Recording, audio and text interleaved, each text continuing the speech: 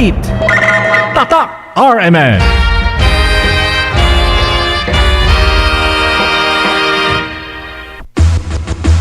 Narito na ang numero unong pagbabalita sa radyo na araw-araw. Pinakikinggan sa Luzon, Visayas at Mindanao. KBP Golden Dove Best News Program. Mula sa Head News Center ng pinakamaraming himpilan at number 1 na radio network ng bayan, RMN. Ito ang numero uno. RMN News Nationwide. RMN News Nationwide.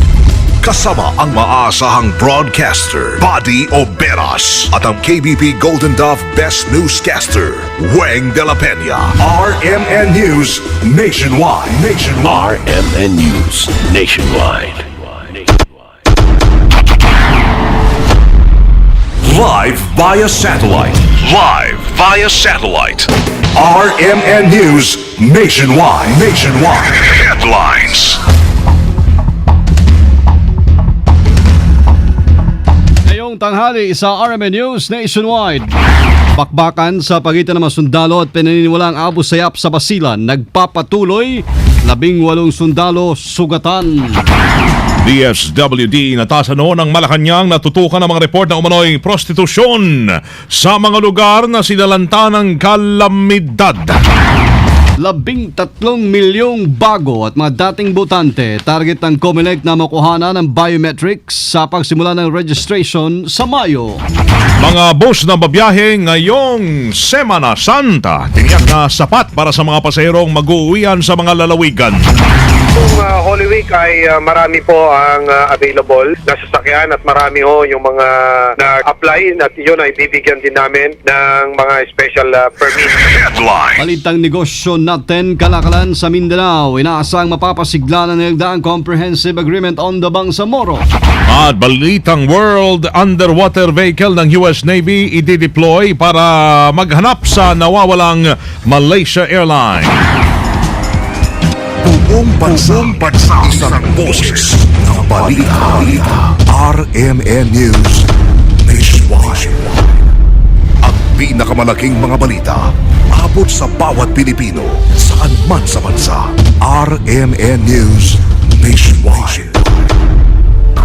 Mabuhay Pilipinas, tanghali na po ng Biyernes ngayon, 11 na Abril 2014. Ito ang numero unong RMN News Nationwide. Ako si Buddy Obera. At ako naman si Weng de la Peña. Tayo ay live pa rin sa DYRI 774, RMN Iloilo, DYRR 792, RMN Ormoc, sa DXPR 603, RMN Pagadian at sa DXRZ 900, RMN Zamboanga. Live International via Ustream. Search RMN Manila. Live din sa WRMN New York, USA. At salat po nating mga number 1 AM station sa buong bayan.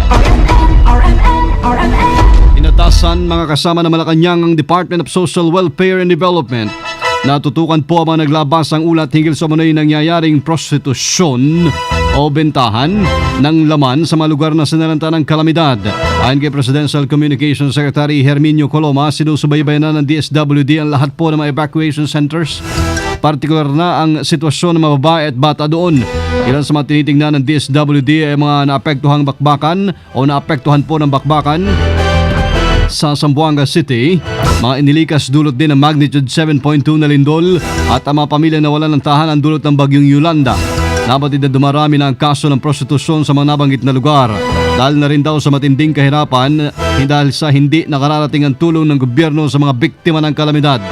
Sinabi ng kalihim na mayroong mga programa naman ang DSWD para makaiwas sana sa human trafficking at prostitution tulad ng pag-ampon sa mga naulilang kabataan na matinding binabantayan ng DSWD. Determinado ang gobyerno na subaybayan ang mga evacuation center para hindi madagdagan pa ang paghihirap ng mga biktima ng kalamidad. Meron pong bakbakang nagaganap po ngayon sa pagitan ng mga Abu Sayyaf o pinaniniwalaang Abu Sayyaf at mga sundalo sa Basilan. Yan po'y nagpapatuloy. 18 sundalo ang sugatan. Kasama natin sa Balita Live si Rhea Mamogay. RMN Report. 18 sundalo na nga ang sugatan sa nagpapatuloy na bakbakan ng mga miyembro ng bandidong Abu Sayyaf at militar na nagsimula pa kaninang madaling araw. Ito ang kinumpirma ni AFP-CIO Chief Lieutenant Colonel Ramon Sagala. Partikular amin na nagsimula ang bakbakan kaninang pasado alas 2 ng madaling araw, kung saan ang grupo ni Abu Sayyaf leader na si Puriji Indama ang nakasagupan ng 104th Infantry Brigade ng Philippine Army sa pagitan niya ng Barangay Babinban at Corele, munisipyo ng Tito-Tito sa lalawigan ng Basilan. Pahinto-hintuan ay ang bakbakan kung kaya't hanggang ngayon ay tuloy ang hot pursuit operations ng militar laban sa mga bandido. Hanggang sa ngayon hindi pa matukoy ng militar kung may casualties sa panig ng Abu Sayyaf. Katatandang ang grupo ni Puriji Indama ay sangkot sa nangyayaring pangingidnap sa lalawigan ng Basilan. Kasama mo sa Campo Aguinaldo, Rhea Mamogay, Tatak, RMN.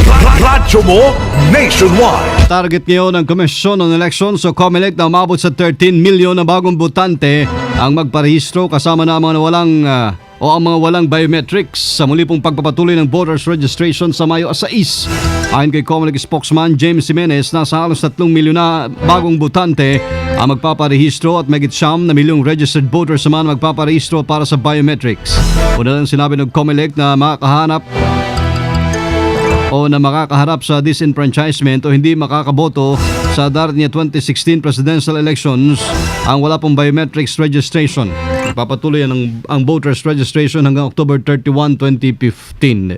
Una na ring inianunsyo ng poll official ang gagawing parada sa Lawag, Ilocos Norte patungong Matnog, Sorsogon para daw hikayatin ang publikong magparehistro.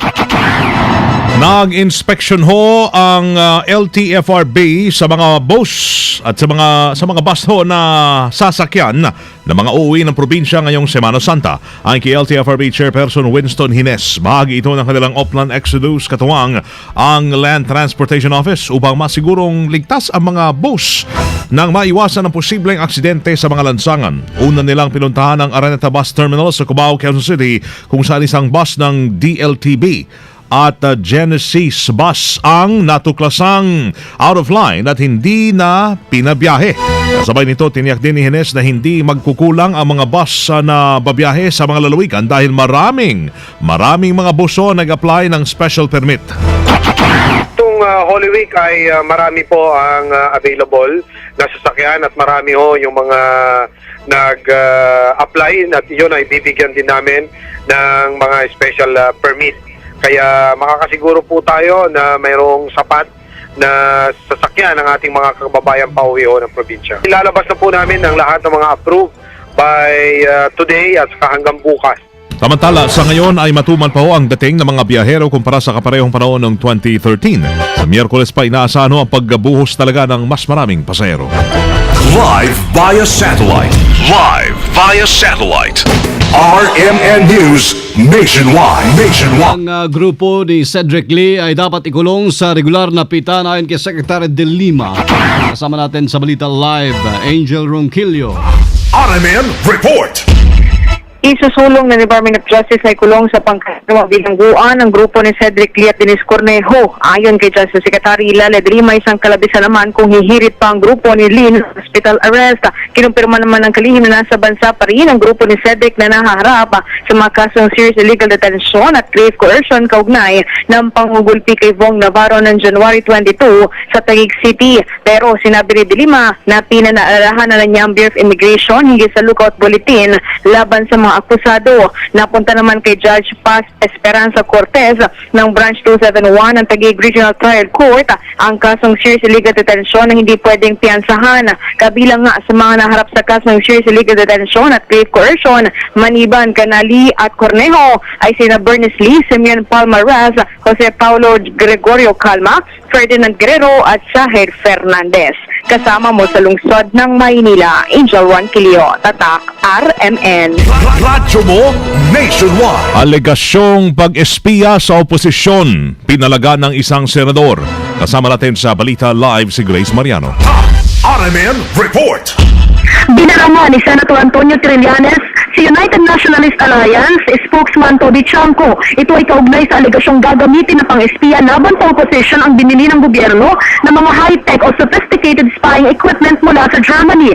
Ayon kay Senator Trillanes, hindi niya maintindihan kung ano ang basehan ng sinasabi na ito ni Congressman Chanco, gayong sa ngayon wala naman daw may tuturing na credible opposition. Ang paliwanag ni Trillanes, nasa gabinete kasi ni Pangulong Aquino ang leader ng oposisyon na si Vice President Jojo Marbulay, kaya hindi sila may tuturing na lehitimong oposisyon. Kasama mo sa Senado, Grace Mariano, Tatak RMN. Radyo mo nationwide. Ilang panukala naman pabor sa mga veterano umaandar na sa Kongreso.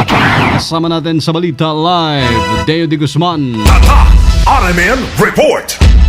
Inihayag ng Palasyo ng Malacanang na masusin ng pinag-aaralan ng gobyerno ang panukalang taasan ng nakukuhang old age pension benefit ng mga veterano ng 1,000 kada taon hanggang tumabot ito ng 10,000 kada buwan.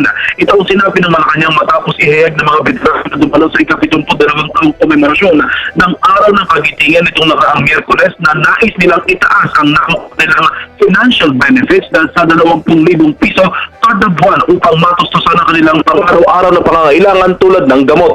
Ayon kay Communications Operations Secretary Sani Coloma, pinag-aaralan ng gobyerno ang budgetary implications ng naturang panukala at kasama na rin sa pinag-aaralan kung saan huhugutin ang pondong ito.